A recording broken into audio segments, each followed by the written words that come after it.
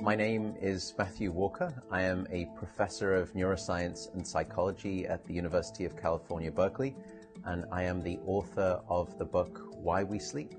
We certainly know that a lack of sleep will actually prevent your brain from being able to initially make new memories.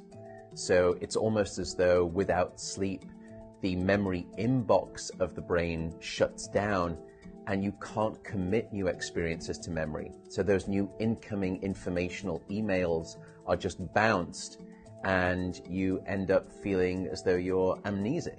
You can't essentially make and create those new memories. We also know that a lack of sleep will lead to an increased development of a toxic protein in the brain that is called beta amyloid, and that is associated with Alzheimer's disease, because it is during deep sleep at night when a sewage system within the brain actually kicks into high gear and it starts to wash away this toxic protein, beta amyloid. So if you're not getting enough sleep each and every night, more of that Alzheimer's related protein will build up. The more protein that builds up, the greater your risk of going on to develop dementia in later life. What are the effects of sleep deprivation on the body? Well, there are many different effects. Firstly, we know that sleep deprivation affects the reproductive system. We know that men who are sleeping just 5 to 6 hours a night have a level of testosterone which is that of someone 10 years their senior. So a lack of sleep will age you by almost a decade in terms of that aspect of virility and wellness. We also know that a lack of sleep impacts your immune system.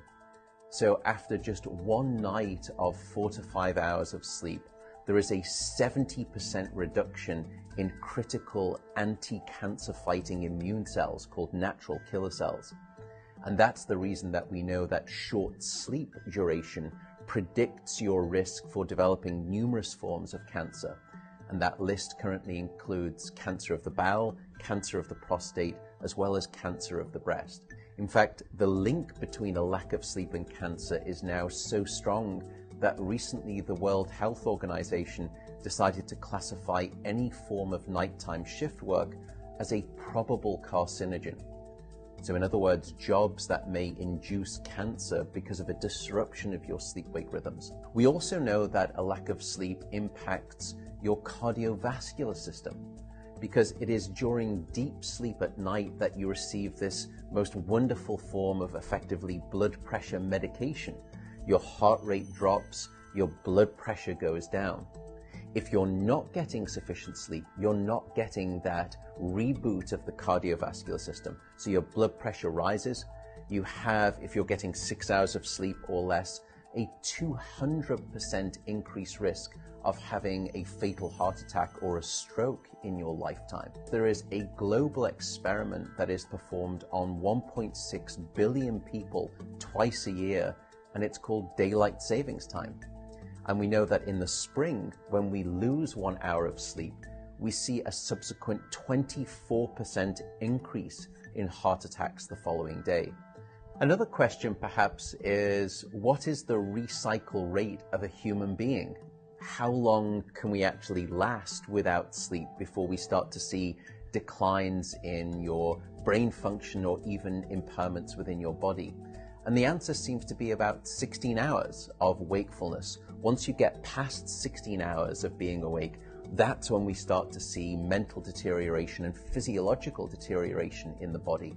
We know that after you've been awake for 19 or 20 hours, your mental capacity is so impaired that you would be as deficient as someone who is legally drunk behind the wheel of a car.